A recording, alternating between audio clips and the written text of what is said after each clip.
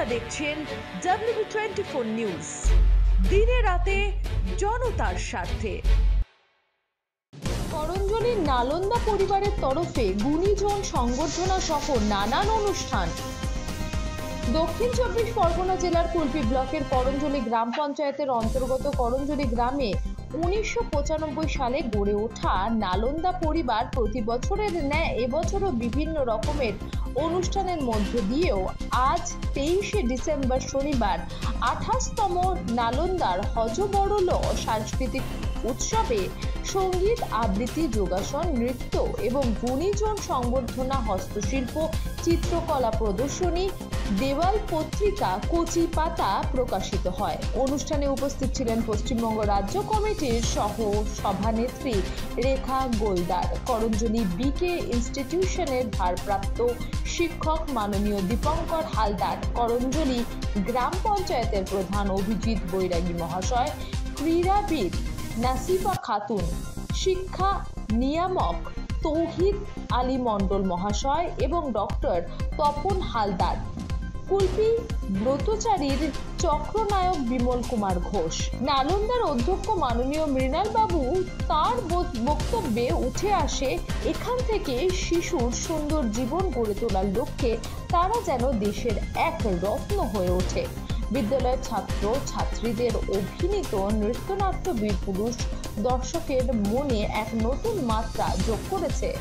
আসুন শুনে নি কি বললেন মৃণাল কান্তি মণ্ডল। নালন্দা পরিবারের পক্ষ থেকে হজবরল সাংস্কৃতিক উৎসব ও গুণীজন সংবর্ধনা ছিল। শিশুদের নিয়ে আমরা কাজ করি নানা রকম, তার মধ্যে এই সাংস্কৃতিক উৎসবটা একটা বড় করে হয়। আজ শিশুরা তাদের ছোট ছোট হাতে পায়ে নাচ গান আবৃত্তি নাটক করে দেখাবে।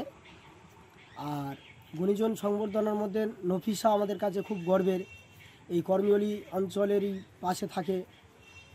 ও ভারতবর্ষের বিভিন্ন প্রান্তে, এমনকি ভারতবর্ষের বাইরে গিয়েও 200 মিটার ও 400 মিটারে সোনা জয় করেছে, যার জন্য ও উৎসাহ দেওয়ার জন্য এবং আমাদের ছেলেরা যাতে ওকে দেখে আরও উৎসাহিত হয় সংবর্ধনা দেওয়া হলো। আর সেই সাথে আমাদের সবুজ সৃষ্টি যে নাট্যচর্চা করছে, এই এলাকায় নাট্যচর্চাটা ছিল না, নতুন করে পরিবেশটা তৈরি করার জন্য, বিশেষ করে মোবাইলের যুগে এই শিশুরা এখন মোবাইলে অ্যাটাক, এই সুস্থ সংস্কৃতিকে ধরে রাখার জন্য ওদেরকে আমাদের ভালো লাগে, তাই ওদেরকেও আমরা সংবর্ধনা দিয়েছি।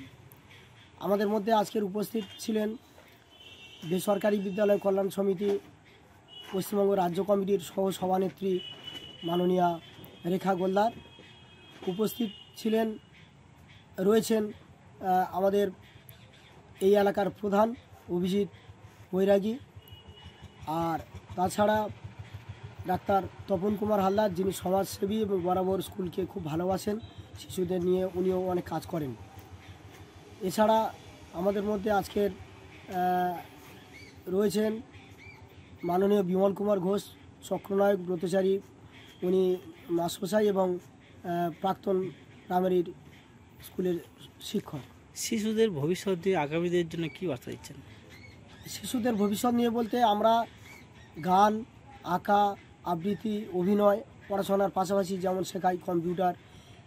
একটা শিশু সে কোন দিকটা ভালো করতে পারে এবং তার বাবা মার যে ইচ্ছে পূরণটা যদি ধীরে ধীরে এখান থেকে উঠে আসে, এটাই ভালো। আমরা ওয়ার্কশপে প্রচুর কাজ করেছি, ওরা উৎসাহিত হয়েছে, হাতের কাজ করছে। ধীরে ধীরে এই কাজগুলো থেকে ওরা যদি এক একজন এক একটা রত্ন তৈরি হতে পারে, সেটাই আমাদের লক্ষ্য। আপনার নাম? আমার নাম মৃণাল কান্তি মণ্ডল, এই বিদ্যালয়ের অধ্যক্ষ। কুলপি থেকে উত্তম কর্মকারের রিপোর্ট, WB24 নিউজ। আচ্ছাই স্বাদের কোনো বালাই নাই, দাদার বড়ই অরুচি। রাধে কে কারে খুঁজি, একবার মুখে দেন দেখি।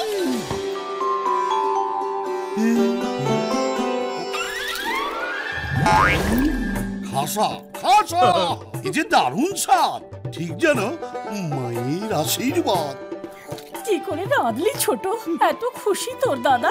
সানরাইজ শাহী গরম মশলা সবার চেয়ে আলাদা, অল্প একটু মশলা দিলেই হবে বাজিমাত। মায়ের কথা পড়বে মনে, এমন দারুণ স্বাদ। সানরাইজ শাহী গরম মশলা রান্নায় আলাদা মাত্রা এনে দেয়। আমাদের খবর যদি আপনাদের ভালো লেগে থাকে তাহলে এখনই আমাদের চ্যানেলটি সাবস্ক্রাইব করুন এবং নোটিফিকেশন পেতে বেল আইকনটি প্রেস করুন।